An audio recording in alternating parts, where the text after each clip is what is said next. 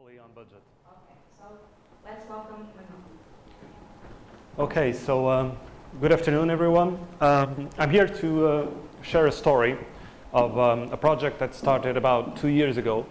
As was said, I'm currently the CTO for Grupo Twerk, but I had a special commitment with this project.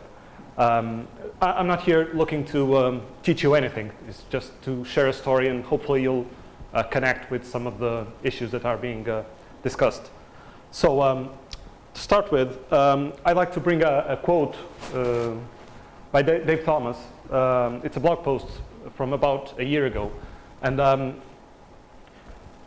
he kind of argues that we shouldn't really be using Agile as a noun. So the title of this presentation is kind of wrong, because you can't really do Agile, because that's not something you do. Agile is a quality, it's an adjective, it's something that characterizes the way you work.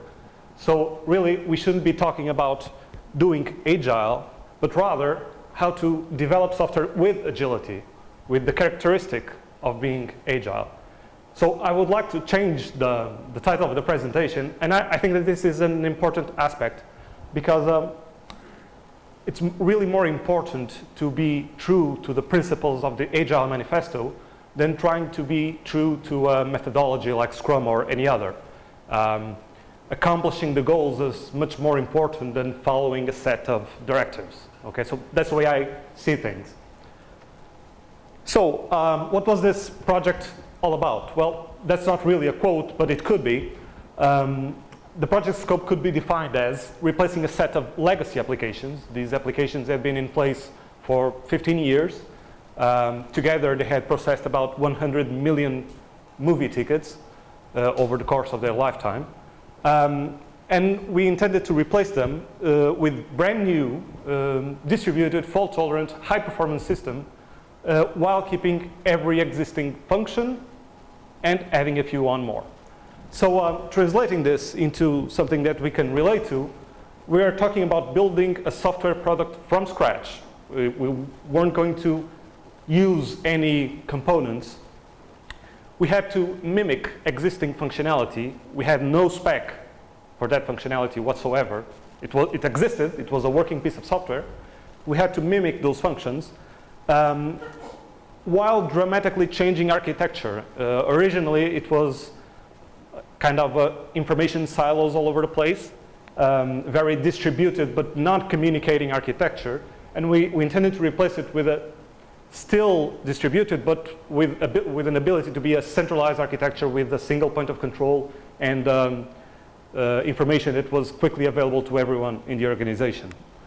And just because we're building something new, why can't we add new stuff into it? New functions, new payment mechanisms, whatever. So this was the project scope. The customer as has already been said, was a film distribution and exhibition company, which was at the time and is today a part of a large telecom company.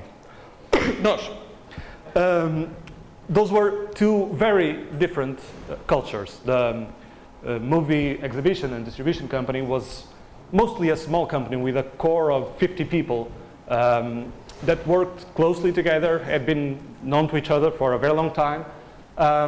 They had a very vertical structure. Everyone was pretty aware of everything that was going on the organization, while the large telecom was precisely the opposite.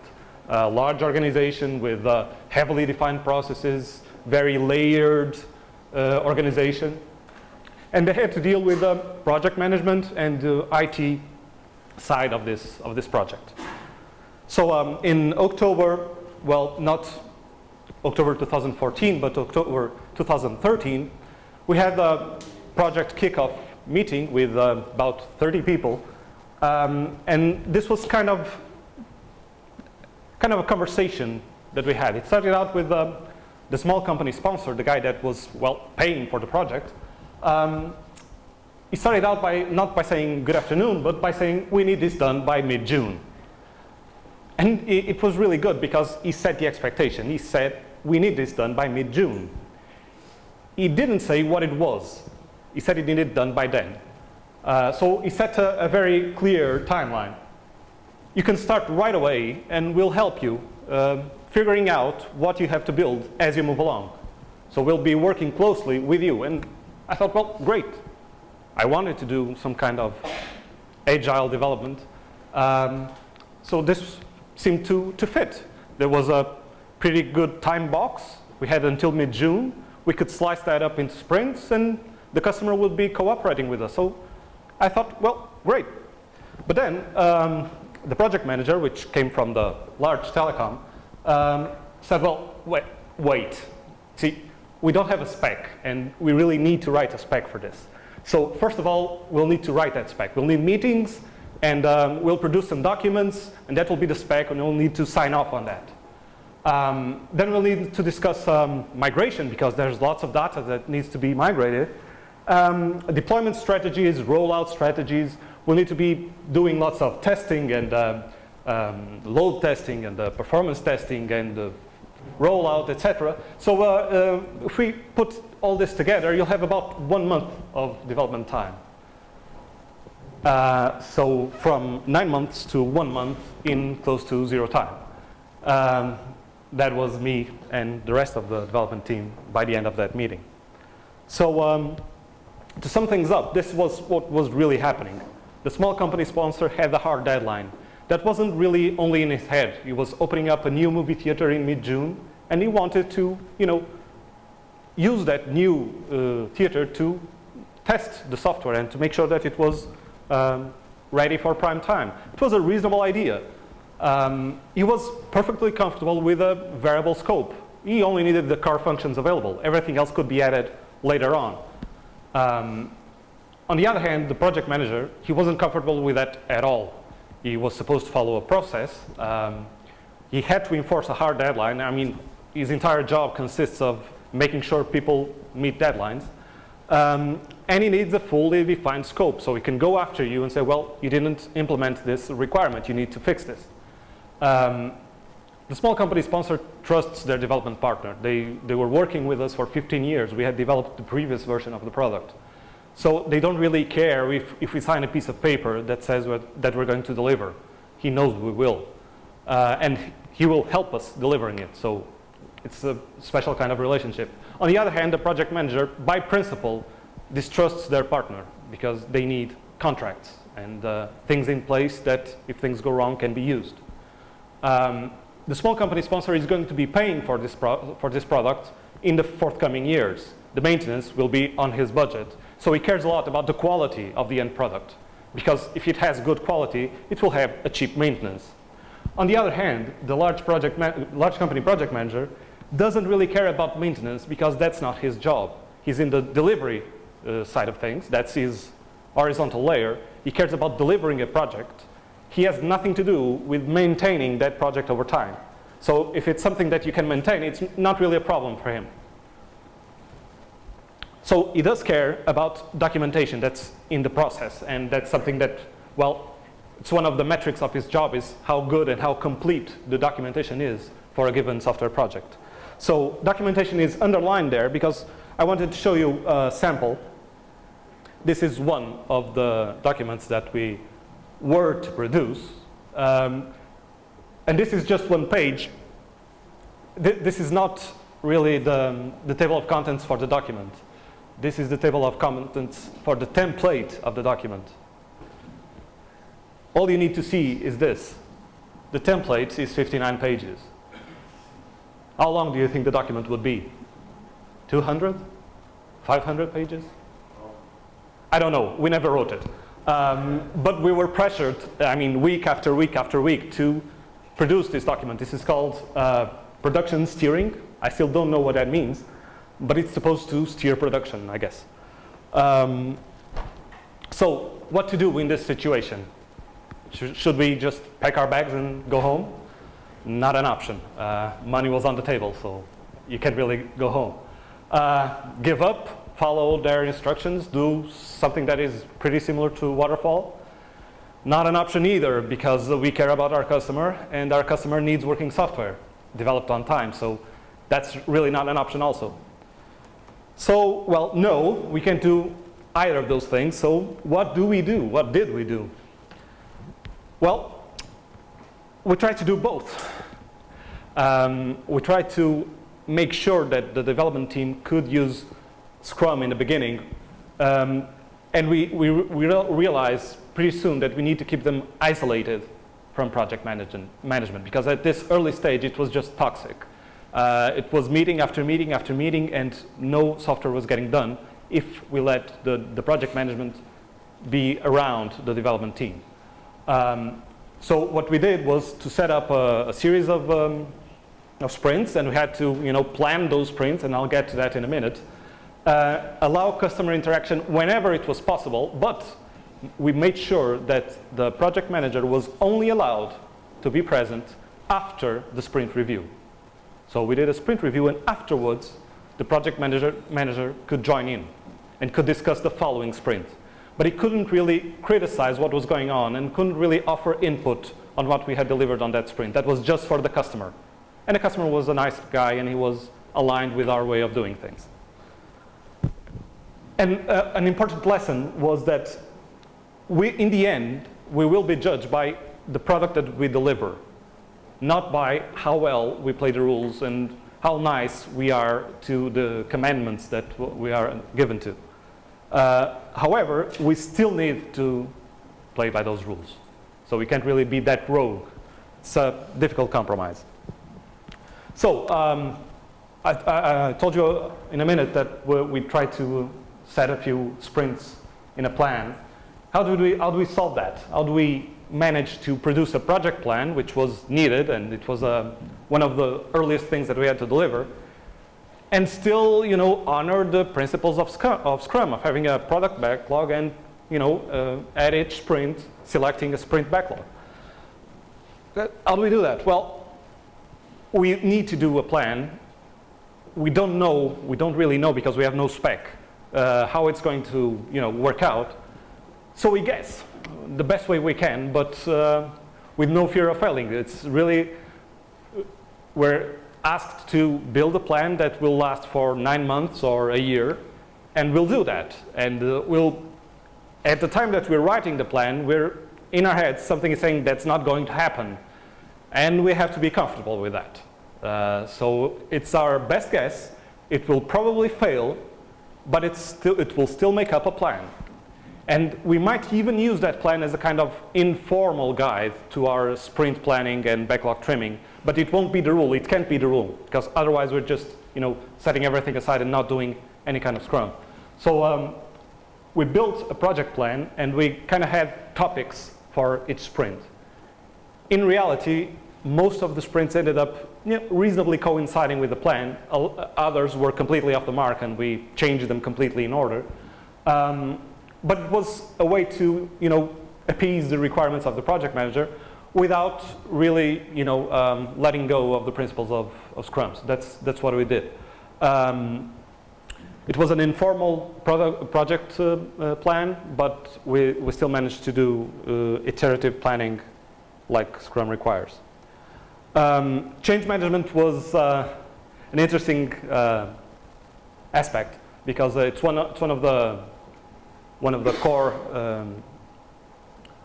core areas of software quality, and one of the processes that the project manager had to implement was change management. And when he told me, well, we'll have to discuss change management, I thought, well, change management is good, because we'll have lots of change. I mean, we have no spec, we're making up a plan the best we know. Change management is a good thing. So what we ended up doing was, well, this is the plan, this is the best thing we can figure out, but be ready, because things will change. And he was kind of comfortable with that. Surprisingly, he was comfortable with that. He needed a plan in the beginning, but change was something that he was willing to negotiate if it didn't, change the deadline and the milestones. So examples of change management, we have, this is more like anecdotes from the project. We had stuff like this, like we need to replace the current self-vending electronic payment provider because we think that's it's obsolete, it's going down, so we need a new one. Then someone comes up and says, oh, well, no, you really can't change, because if you do that, you'll have to go over this lengthy process of getting a software approval from the broker, and that's going to take months, so you can't really do that. And we said, okay, cool, so we have one less thing to do. And then someone comes up and says, no, I have some inside connection, and we can do this really fast, so we need to put that back on the plan. And good for us, we didn't have it planned for the beginning, and the plan wasn't really that important, so we could move along and just let these changes happen, and the developers weren't really disturbed by this. Okay, so they were isolated from all this constant change in scope and direction. We had a few more, also with electronic payments, hardware for the sales platform, and isolating project management that kept, throwing this change at us from the development team was crucial, because that allowed them to move on and not really care about everything that was happening on the sidelines. Regarding timekeeping, it was also a problem, because initially the project manager required, precise timekeeping by requirement. We didn't have a spec, but we had to come up with something in the first few months that it was an interesting story. Originally, we had to build a spec for the entire product, right? Then they thought, well, writing a spec for something that is already working is hard. It's going to take forever. So let's write a spec just for the new parts. Now, what's the sense in this? I mean, you have like 90% of your effort is replicating what exists. For that, you have no spec. But let's spend some time writing specs for this new stuff here. That's just 10% of the product. Well, that's what we ended up doing. And for that 10% of the effort, we did write spec. And he required accurate timekeeping for each and every bullet in there. Well, that's not how things happen. Okay, 5 minutes, I'm running late.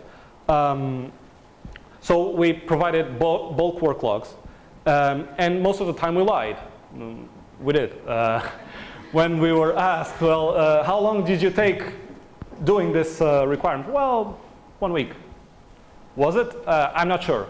I didn't keep track, because it was of no value to me to keep track of individual requirement checking of requirements. So I had no idea. I made up a number that seemed reasonable, and we moved along. I'm not saying that you shouldn't keep some kind of time record. You should, but make it a lot more aggregate than individual requirements. It's not really useful, at least in my perspective, in an Agile team to keep that detailed time reporting. So moving on, summary.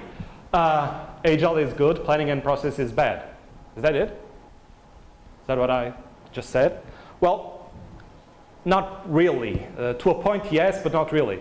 The project manager did help us keep the customer in check, and at times he managed to convince him not to change his mind that much. He did put some healthy pressure on us, but he had to adapt, and that's the funny side of things. Eventually, the project manager, which was extremely rigid in his processes, adapted to an Agile team, and things started to work out a lot better from that point on. Now, I've given this talk before, and usually I would stop here. But this is, you are people that are interested in Agile development, so I'll go on to the gory details of how we did this, not Agile, but software development with agility. Phase one, build the team. The Fellowship of the Ring was 5 full-time developers plus me. The product owner was, the role of the product owner was played by one of the developers that had been involved in the previous version of the product, so he knew a lot about the functions and the business side of things. We did, for the first 6 months of the project, we did 2-week sprints, daily stand-ups, the whole shebang. We kept product backlogs, sprint backlogs, etc. We tried planning poker, it didn't work out. We released working software with every sprint except for the first 2 when we were just building a foundation. After that, we always released working software that was demonstrated to the customer at the end of the sprint. Of course, this was mostly pointless because we had to demo it in our own infrastructure because the customer infrastructure was late. During these first 6 months, we laid out the foundation and the core functionality of the product. During this time, team communication was essential. Everybody was stepping on each other's toes, so we had to keep, very tight communication, and it was critical for the success of the project to have something as structured and as intensive as Scrum in use. Phase 2, phase 2, we needed to spread out, to fan out. The core product was built. We needed to start working on towers, kind of independent applications that built on this foundation and delivered separate functionality to different actors in the business. We had more people working on it, but the need for interaction was a lot lower. We had like at most 9 people working on this full time. At the end of each sprint, we deployed 2 customer servers. By then they were available, and we demoed the product live. This went on for another 4 months. And then phase 3, we were, mostly done. We had built what we were going to build. The team shrank dramatically. We first were 3, then 2. Currently, and this is today, is just 1 person working on the project, not even full time. We're, like I said, mostly done. We're just fixing stuff that's getting reported every now and then. We've been through functional testing, acceptance tests, load tests, etc. And rollout should be hopefully 1 week from now. And I'll ask you, shouldn't we be in crunch mode by now? I mean, isn't that the story that we're always told? Then when the deadline for a project approaches, when rollout is imminent, we should be in crunch mode, like everyone in the room pulling effort together to make stuff work. Well, no, we never were really in crunch mode. Doing things like that allowed us to develop software in a pretty reasonable way. No one ever pulled an all-nighter except for drinks, and that's good. And to finish this, because I'm probably already out of time, what we ended up doing is moving on, a kind of water Scrum fall, if you like. In the beginning, we used Scrum for development, and we had to endure a very layered and waterfall approach that was imposed by the large company. And that meant that, we finished our software like 3 months ago, and we're still waiting for it to get deployed and adequately tested. So we managed to create this kind of bubble where we did Agile development, but everything else is moving, waterfall style. So thank you for your time. Any questions?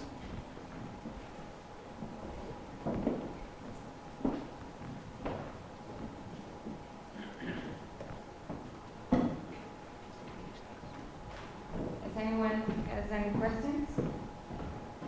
No? Yes?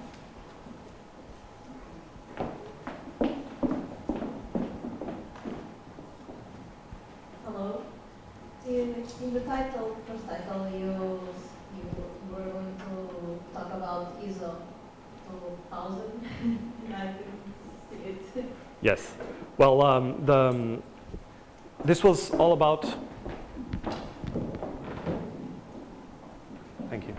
This was all about how to, do agile software development in an environment that was ISO 20000. They intended to make us play by ISO 20000 rules, and that document that I showed briefly was a part of that. And we mostly managed to escape that, and that's kind of the story that I had to bring. It was how to deliver working software on time and on budget, and still be able to work with this customer with a healthy relationship, even though we're mostly dodging all the ISO 20000 requirements. So I'm not sure if the title misled you into thinking that we did ISO 20000. We followed their procedures. I mean, the project manager managed to come to this point, and he checked out every item that he needed to to achieve. He produced all the documents that he needed to get done, and everything was by the book from his perspective. But we managed to do agile software development in that framework without being exposed to that reality. Okay? Thank you. Any more questions? So, did you ever have an MVP, or was that the product that you needed to mimic? Was there a goal defined for the client? I'm sorry, if we had a... So, like the minimum valuable product, the scope defined of what you Well, need to... No, we never had it. I mean, what we did have was 15 years of supporting this customer with the current implementation of the software they had. We had that knowledge in 1 or 2 people in our development team. And we had the goal that was, well, you need to change the way this thing works underneath, because we're having problems with performance, we're having problems with information access, it's not readily available to everyone when they need it. And you need to change technology because it's outdated, and we need something that we can continue building on. So it was mostly a technological refresh with added functionality. So we never had a scope that told us, well, this is what you have to do. What we did know was, well, we know this customer, we know how he drives his business, and we need to replace what he has right now with something new that still fulfills the same business requirements that were never written down, and adds this couple of new functionalities that were kind of spec'd in the meantime. So that was what we had. How did you do the testing, the QA? Was it done at the end? Well, we did, during development, we did a lot of side-by-side comparison. So we have access to the current production environment and pre-production environment, kind of pre-production environment with the current software. So we could simulate stuff and check if the behavior of what we had developed was compatible with what existed before, and that was the best we could have. And then the customer did mostly, I mean, by now it's been like, we're in May, 7 months of testing on and off. Some of it done by functional testing experts, external teams they hired to, look at the software and test it the best they know, even though they have no test plan or whatever. And then business acceptance tests, by the people that are going to use the software in the following months. They've been doing it for like 2 months now.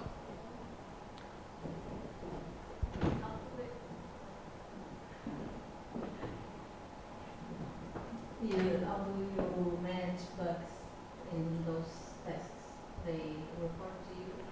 Yeah, there's one of the requiremements that the telecom company has is a central bug reporting platform that they're forced to use. So we just kind of created an integration between their tool and our tool.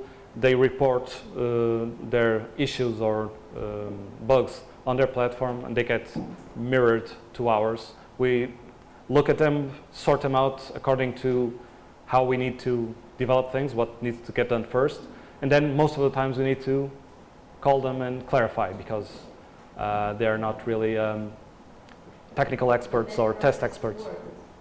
Well, it had to work. I mean, I'm not saying this was ideal. It wasn't, but it was possible, and it worked out in the end. So, and we managed to do it, like I said in the very beginning. We managed to deliver this on scope, on time, and the time was a bit dilated, but because the customer wanted to, not because we needed, and on budget.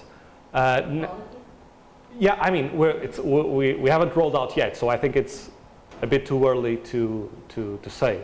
But I believe so, yes. I mean, compared to what they were using today, that had been refined for 15 years, so it was, pretty adjusted to their requirements. What we're seeing in the tests that the business people are doing is pretty comforting, because they are saying, well, this works best, this is better, this is easier. So that's kind of the best indication that we have that it's on the spot in terms of quality.